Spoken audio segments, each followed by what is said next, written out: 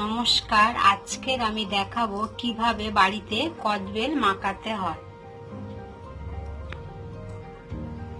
কদবেল মাখাবার জন্য প্রথমে 1 টেবিল চামচ নুন নিয়ে নিলাম, তারপরে দুখানা কাঁচা লঙ্কা নুনের সঙ্গে এইভাবে পিষে নেব। লঙ্কাগুলো নুনের সঙ্গে ভালো করে মিশিয়ে নিয়েছি। এর মধ্যে নিয়ে নেব কদবেলগুলো। কদবেল ফাটিয়ে এইভাবে কদবেলগুলো বার করে নেব।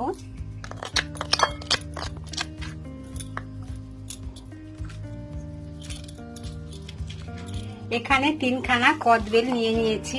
কদবেলের মধ্যে দিয়ে দেব চিনি, চিনি দেব 2 টেবিল চামচ। কেন কদবেলটা বেশি টক হলে সেই বুঝে দেবেন। এখানে দিয়ে দিলাম 2 টেবিল চামচ চিনি। লঙ্কাটা আপনারা বুঝে দেবেন, আমি কাঁচা লঙ্কা ওখানে দিয়েছিলাম। আবার 1/2 টেবিল চামচ লঙ্কার গুঁড়ো দিয়ে দিলাম। দিয়ে দেবো 1/2 টেবিল চামচ সর্ষের তেল দিয়ে দিলাম।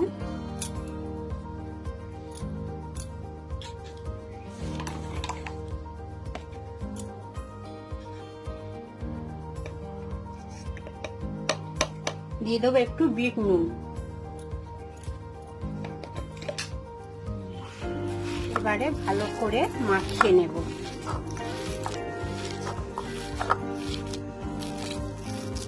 কদবেলটা যদি বেশি টক হয়, মিষ্টিটা চিনিটাও একটু বেশি দিতে হবে।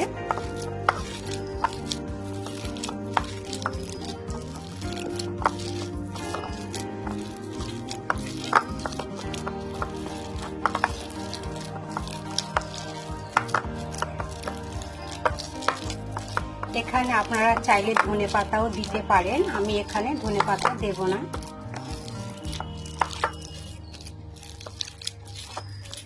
কদবেল মাখানো হয়ে গেছে। আপনারাও এইভাবে বাড়িতে কদবেল মাখিয়ে খাবেন, খুব ভালো লাগবে খেতে। ভিডিওটা দেখার জন্য ধন্যবাদ।